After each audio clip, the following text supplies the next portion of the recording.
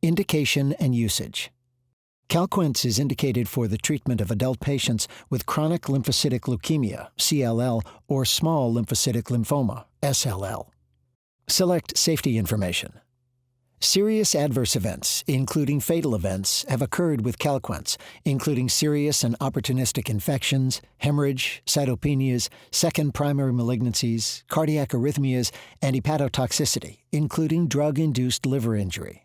The most common adverse reactions, greater than or equal to 30%, are upper respiratory tract infection, diarrhea, headache, and musculoskeletal pain.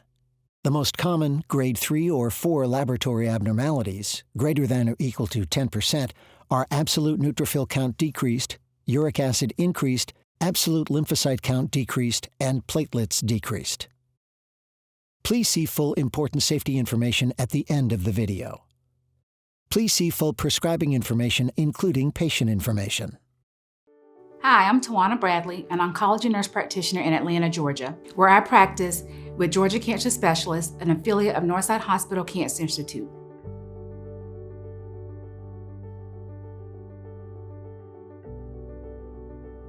So we know that adherence to treatment is critical and probably one of the most important aspects of achieving therapeutic goals for our patients.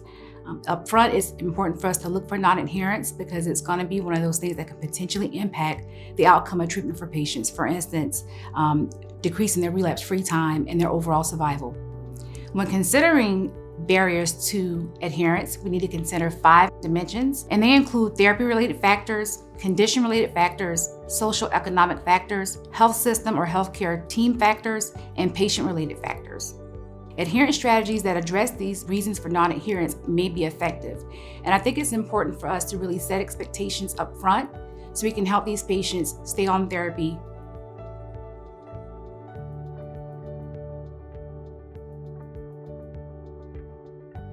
I think it's really important before the prescription is even written to talk to patients and being proactive about side effects and adverse reactions and what they could potentially experience, not only with them, but also their care team. I think having open dialogue and setting the stage and setting expectations will help patients in terms of being able to stay on therapy. And in our institution, we have weekly calls by our nurses to follow up the patients to find out how they're tolerating therapy, to discuss any adverse reactions that they could potentially be experiencing, as well as utilizing our specialty pharmacists, where they also will call the patients and counsel them on medication adherence, as well as assessing for any kind of adverse reactions.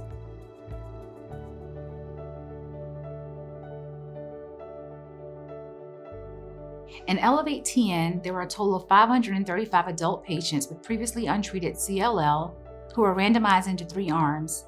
In the first arm, you had CALQUENCE plus obinutuzumab, the second arm CALQUENCE monotherapy, third arm obinutuzumab plus chlorambucil. Baseline demographic and disease characteristics were similar between treatment arms.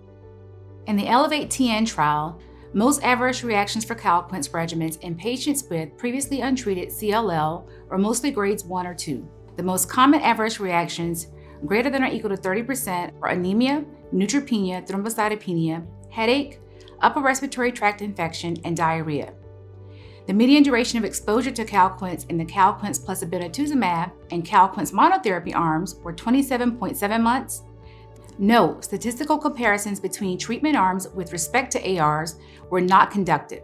In the ASCEND trial, most adverse reactions for CALQUENCE monotherapy were mostly grades 1 or 2. The median duration of exposure varied by treatment. For the CALQUENCE arm, it was 15.7 months, and Alesalib was 11.5 months. 83% of the patients completed 6 cycles of BR. The most common adverse reactions in patients with relapsed refractory CLL treated with CALQUENCE included infection, neutropenia, anemia, and thrombocytopenia. The AR profile for CALQUENCE is consistent with this established profile. Headache and diarrhea are 2 common adverse reactions and were mostly grades 1 or 2. Vascular disorders, i.e. hemorrhage, are a known adverse reaction to CALQUENCE. These were primarily grade 1 or 2. Note, patients in the ASCEND trial were permitted to take antithrombotic agents other than warfarin or equivalent vitamin K antagonists. Serious adverse events, including fatal events, have occurred with CALQUENCE, including serious and opportunistic infections, hemorrhage, cytopenias, secondary primary malignancies, and atrial fibrillation and flutter. So we know that many of our therapies will have some adverse reactions, right? But what I've seen with CALQUENCE is that it's a tolerable therapy for our patients. And the majority of my patients, in my experience, aside for the week or two that they have a headache, they are doing exceptionally well.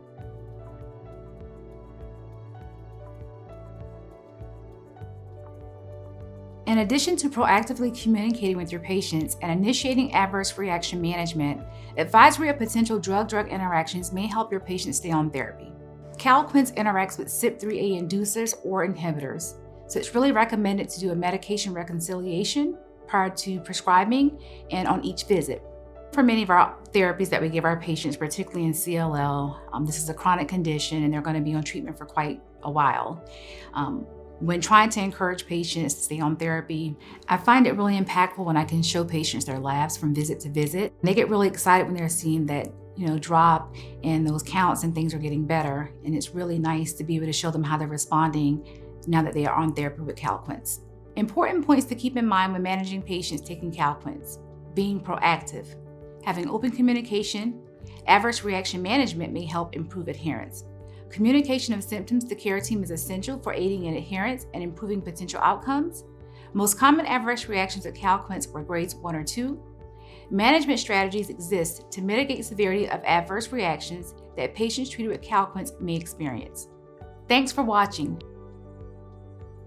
AstraZeneca's CALQUENCE tablet formulation received FDA approval in August 2022. The tablet formulation of CALQUENCE differs from the capsule version in that CALQUENCE tablets can be taken by people who also take acid-reducing agents, such as PPIs, antacids, or H2 receptor antagonists, without any restrictions or dose modifications. The same efficacy and safety can be expected with the tablet formulation, since CALQUENCE 100 mg tablets have been proven to be bioequivalent to 100 mg CALQUENCE capsules.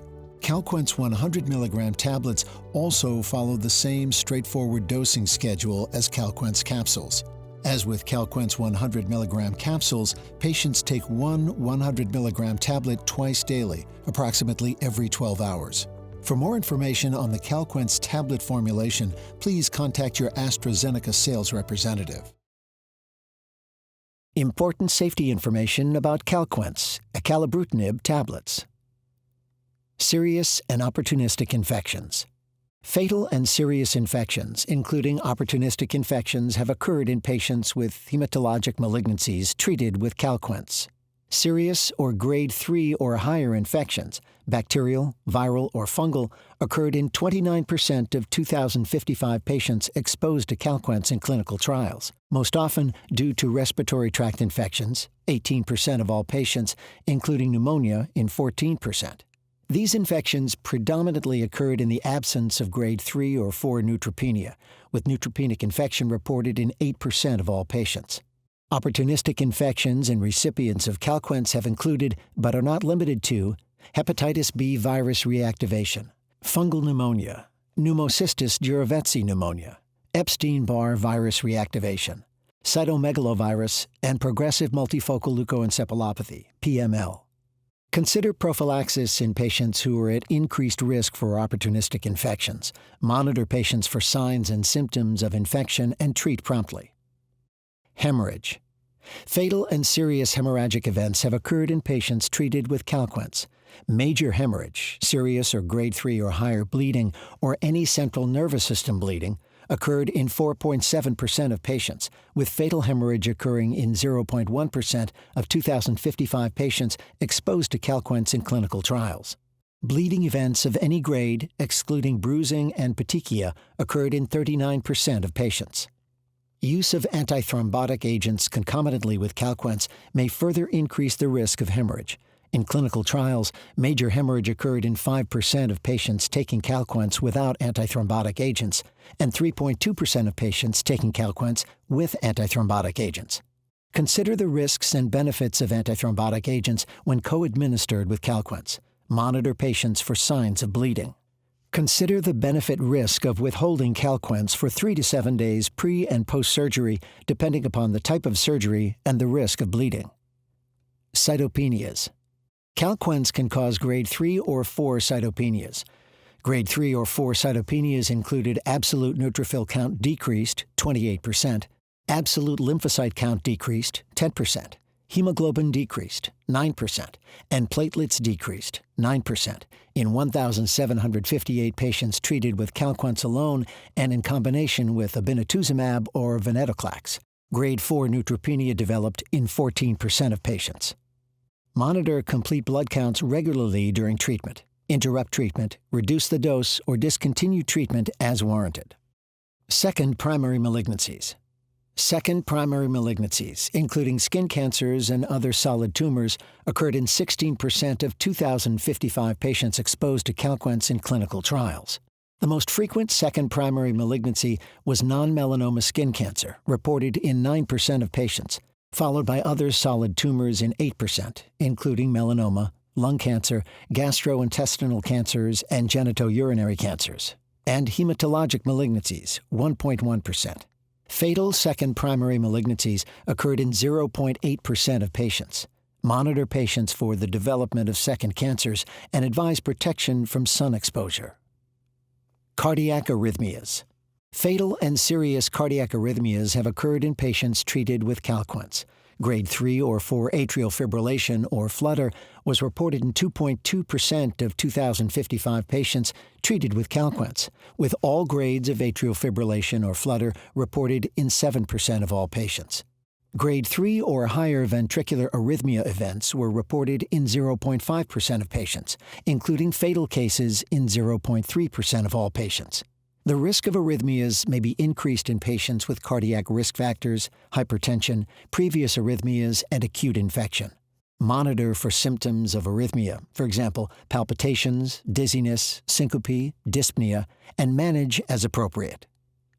Hepatotoxicity, including drug-induced liver injury. Hepatotoxicity, including severe, life-threatening, and potentially fatal cases of drug-induced liver injury, DILI, has occurred in patients treated with Bruton tyrosine kinase inhibitors, including CALQUENCE. Evaluate bilirubin and transaminases at baseline and throughout treatment with CALQUENCE. For patients who develop abnormal liver tests after CALQUENCE, monitor more frequently for liver test abnormalities and clinical signs and symptoms of hepatic toxicity. If DILI is suspected, withhold CALQUENCE. Upon confirmation of DILI, discontinue CALQUENCE. Adverse reactions. Chronic lymphocytic leukemia. The most common adverse reactions, greater than or equal to 30% of any grade in patients with CLL in the ELEVATE-TN and ASCEND studies exposed to CALQUENCE, N equals 511, were anemia, neutropenia, thrombocytopenia, headache, upper respiratory tract infection, and diarrhea. Treatment-emergent decreases, all grades of hemoglobin, platelets, and neutrophils were based on laboratory measurements and adverse reactions. In patients with previously untreated CLL in the ELEVATE-TN study exposed to CALQUENCE, N equals 357, fatal adverse reactions that occurred in the absence of disease progression and with onset within 30 days of the last study treatment were reported in 2% for each treatment arm, most often from infection. Serious adverse reactions were reported in 39%, 69 of 178, of patients in the CALQUENCE plus obinutuzumab arm, N equals 178, and 32%, 57 of 179, in the CALQUENCE monotherapy arm, N equals 179, most often due to events of pneumonia, 2.8% to 7%. Adverse reactions led to CALQUENCE dose reduction in 7% and 4% of patients in the CALQUENCE plus obinutuzumab arm and CALQUENCE monotherapy arm, respectively. Adverse reactions led to discontinuation in 11% and 10% of patients, respectively. Increases in creatinine to 1.5 to 3 times the upper limit of normal, ULN, occurred in 3.9% and 2.8% of patients in the CALQUENCE combination arm and monotherapy arm, respectively. In patients with relapsed refractory CLL in the ASCEND study exposed to CALQUENCE, N equals 154, serious adverse reactions occurred in 29% of patients. Serious adverse reactions in greater than 5% of patients who received CALQUENCE include lower respiratory tract infection, 6%. Fatal adverse reactions within 30 days of the last dose of CALQUENCE occurred in 2.6% of patients, including from second primary malignancies and infection. Adverse reactions led to CALQUENCE dose reduction in 3.9% of patients, dose interruptions in 34% of patients, most often due to respiratory tract infections, followed by neutropenia, and discontinuation in 10% of patients, most frequently due to second primary malignancies, followed by infection. Increases in creatinine to 1.5 to 3 times ULN occurred in 1.3% of patients who received CALQUENCE. Drug interactions. Strong CYP3A inhibitors. Avoid co-administration of CALQUENCE with a strong CYP3A inhibitor. If these inhibitors will be used short-term, interrupt CALQUENCE. After discontinuation of strong CYP3A inhibitor for at least 24 hours, resume previous dosage of CALQUENCE. Moderate CYP3A inhibitors. Reduce the dosage of CALQUENCE to 100 mg once daily when co-administered with a moderate CYP3A inhibitor. Strong CYP3A inducers. Avoid co-administration of CALQUENCE with a strong CYP3A inducer. If co-administration is unavoidable, increase the dosage of CALQUENCE to 200 mg approximately every 12 hours. Specific populations. Based on findings in animals, CALQUENCE may cause fetal harm and dystocia when administered to a pregnant woman. There are no available data in pregnant women to inform the drug-associated risk. Advise pregnant women of the potential risk to a fetus. Pregnancy testing is recommended for females of reproductive potential prior to initiating CALQUENCE therapy.